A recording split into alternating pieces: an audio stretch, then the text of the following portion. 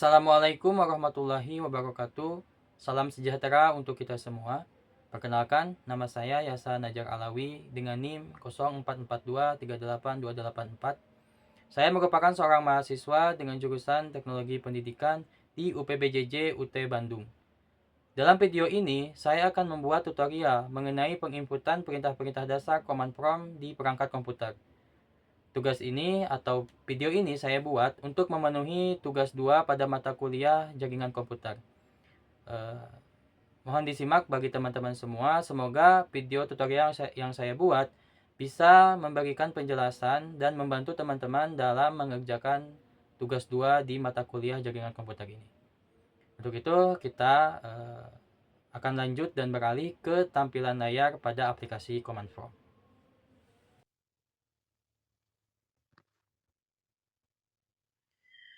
Baik, kita mulai pengerjaan tugas 2 ini untuk memasukkan atau melakukan uji coba terkait perintah-perintah dasar pada aplikasi command prompt di komputer.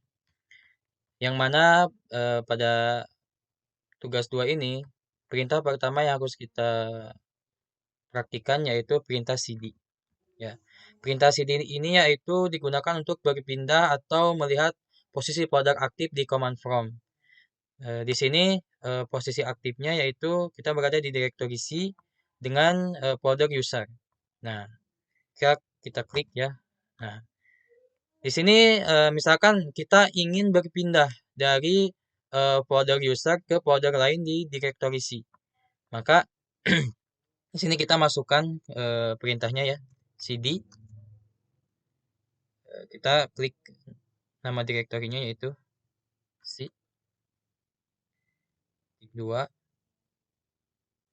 Lalu masukkan nama folder yang ingin kita akses. Misalkan ini saya menggunakan program files.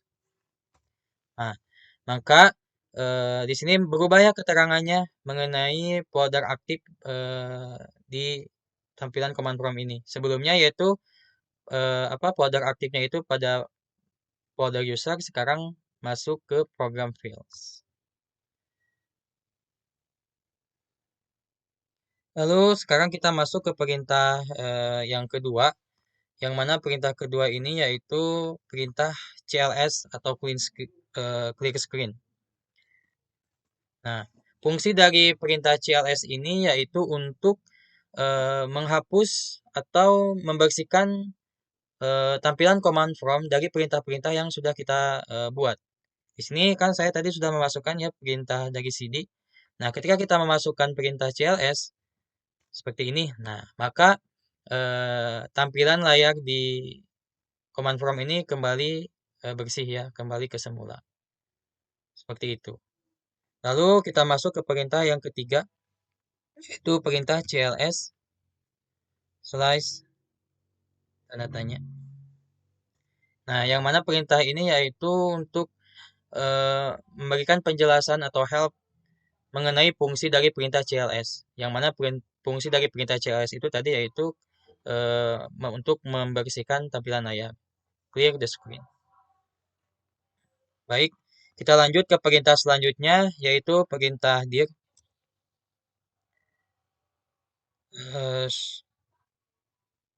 slash tanda tanya. Nah, perintah ini yaitu memberikan help atau bantuan mengenai perintah-perintah apa saja yang bisa digunakan dengan perintah dir ini. Di sini terdapat berbagai perintah dir yang bisa kita gunakan ya. Atau di perintah ini tuh kita bisa melihat isi folder ya, melihat isi folder dari folder yang ditampilkan. Di sini kita menampilkan isi dari program files ini. Ini adalah tampilan dari isi dari folder program files. Yang mana di sini tidak hanya menampilkan isinya saja ya, tapi menampilkan penjelasan, opsi, dan cara penggunaan perintah dir. Seperti menampilkan file tersembunyi, menampilkan ukuran, tanggal dibuat, dan lain-lain.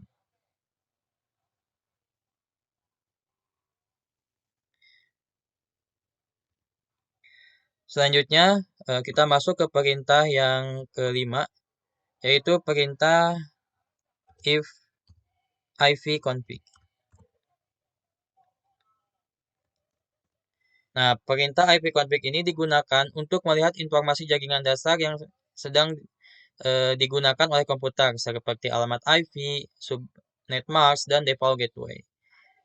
Kita klik ya perintahnya. Nah, di sini eh, kita dapat melihat ya mengenai alamat IP yang kita gunakan di komputer ini, terus alamat subnet mask-nya serta alamat default gateway-nya. Seperti ini tampilannya.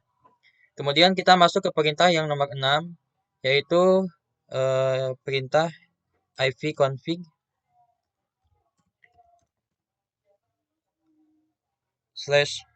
/all. Nah, bisa dibilang hampir sama ya perintahnya dengan perintah yang barusan. Cuman di sini perintahnya digunakan untuk melihat informasi jaringan dengan lebih lengkap dan sangat detail, termasuk IP address, nama komputer, MAC address, DHV server, serta DNS server, serta kapan IP dibagikan dan kapan IP kadaluarsa. Kita klik ya di sini. Nah, maka di sini muncul ya keterangan-keterangannya seperti DNS servernya apa, terus di sini server DHCP-nya apa, eh, dan lain-lain, IP subnet mark dan lain sebagainya. Bisa dibilang perintah ivconfig all ini yaitu perintah yang lebih lengkap dari perintah ifconfig yang tadi sebelumnya kita masukkan. Kemudian kita lanjut ke perintah yang ketujuh, yaitu perintah ivconfig / tanda tanya. Yang mana perintah tersebut yaitu untuk melihat daftar lengkap opsi dan penjelasan penggunaan perintah ifconfig. Jadi bisa dibilang fungsinya sama ya dengan perintah-perintah sebelumnya, yaitu seperti perintah CLS tanda tanya, dir tanda tanya. Nah, perintah ifconfig ini tuh juga sama, maksudnya untuk memberikan help atau bantuan tentang penggunaan perintah ifconfig. Seperti ini ya. Ini adalah contoh penggunaan dari atau penjelasan dari penggunaan apa saja yang bisa digunakan atau diperintahkan menggunakan kode CMD ivconfig. Selanjutnya kita masuk ke perintah yang ke-8, yaitu ivconfig /.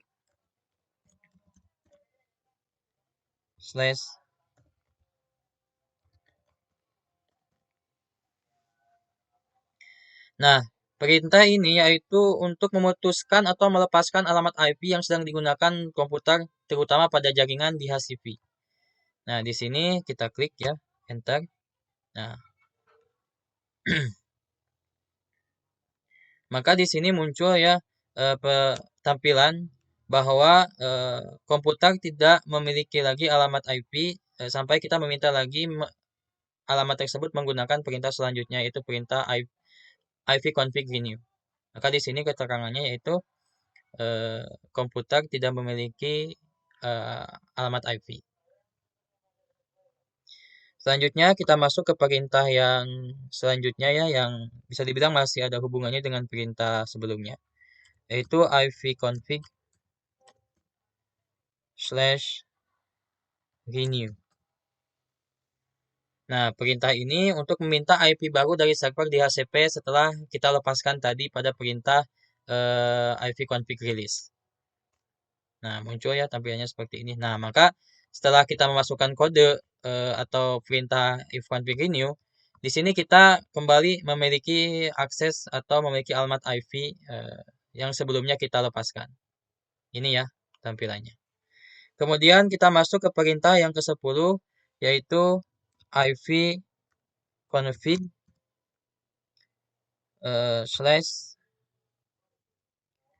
display DNS, yaitu perintah untuk menampilkan change DNS, yaitu data situs-situs yang pernah diakses oleh komputer.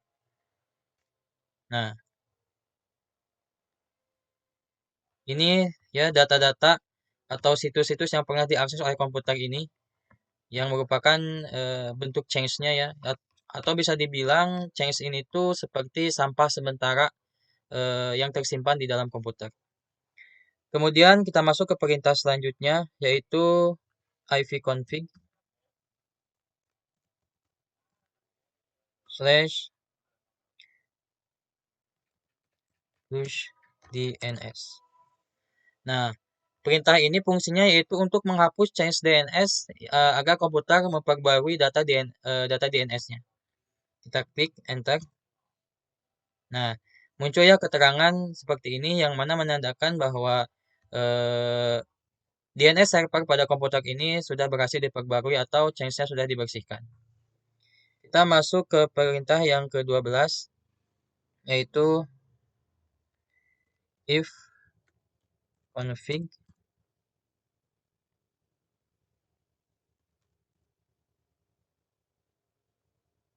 slash register DNS.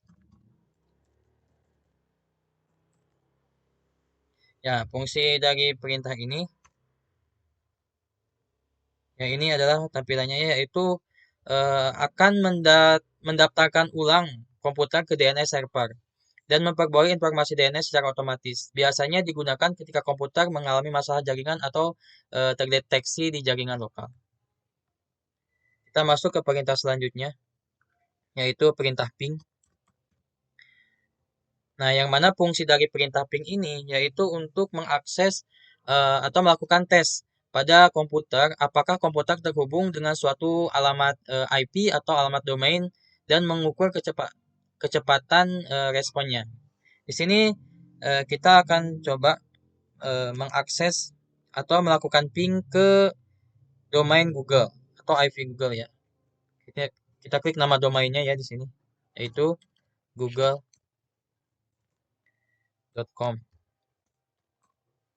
Lalu kita klik. Nah, di sini muncul ya keterangan bahwa komputer kita dapat mengakses atau melakukan ping ke google.com. Tandanya komputer kita terhubung ke google.com. Kita bisa mengaksesnya. Kemudian kita masuk ke perintah yang ke-14, yaitu perintah net start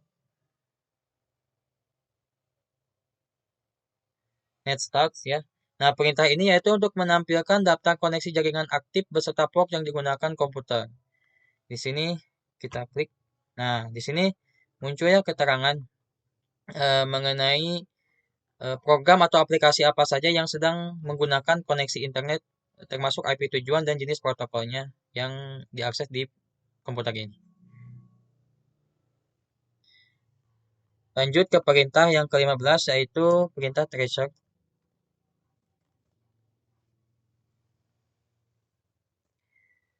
Perintah tracer ini yaitu untuk melacak rute perjalanan data dari komputer yang kita gunakan menuju alamat IP atau domain tujuan.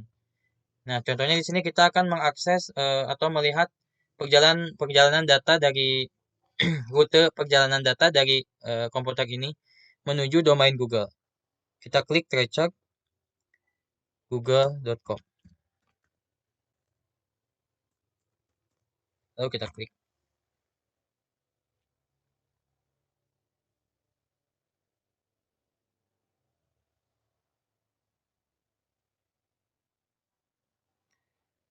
Oh, mohon maaf ya, ini ada kesalahan dalam penginputan data. Saya salah menginput data. Kita ulangi.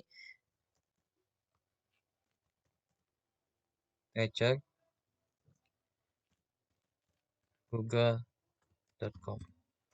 Nah, ini ya rute perjalanan rute rute perjalanan data dari komputer kita dalam mengakses domain google.com. Kita tunggu sampai selesai.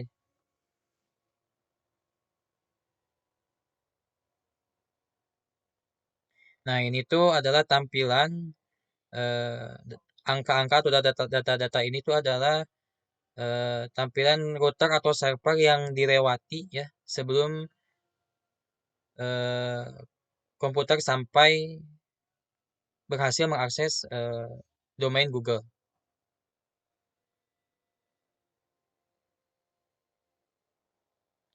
Dan di sini juga bisa kita ketahui ya untuk mengetahui di bagian mana masalah jaringan terjadi, apakah di lokal, provider, atau server tujuannya.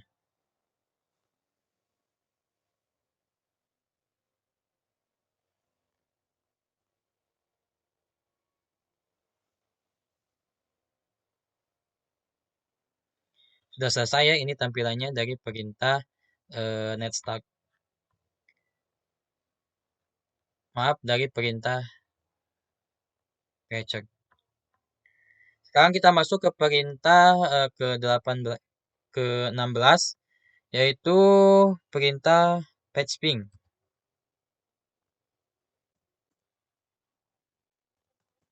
Bisa dibilang perintah patch ping ini yaitu merupakan kombinasi dari perintah ping dan perintah tracer untuk melacak jalur dan kualitas jaringan termasuk paket loss. Di sini saya akan coba untuk melihat eh, atau melacak jalur jaringan dari komputer ke google.com.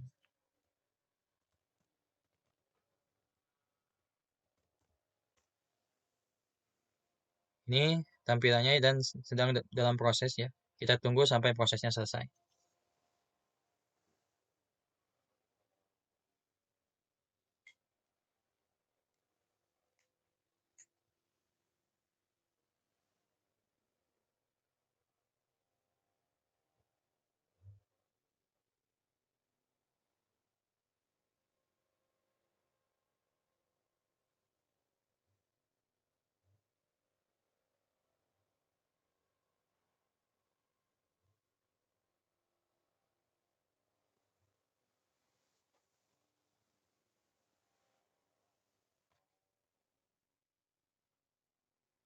Nah, di sini ya keterangannya yaitu menunjukkan rute paket sekaligus seberapa banyak paket yang hilang di setiap hub. Hal ini tuh biasanya bagus untuk menganalisis jaringan yang lambat atau sering terputus.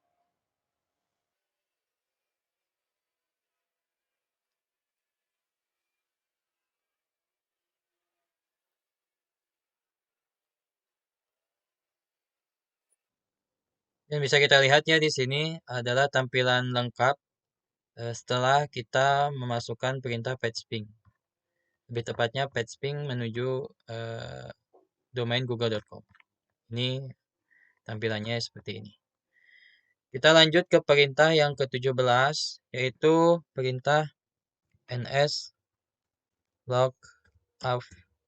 Nah, perintah ini tuh digunakan untuk melihat info DNS pada suatu domain. Di sini saya akan mencoba untuk melihat DNS dari Google.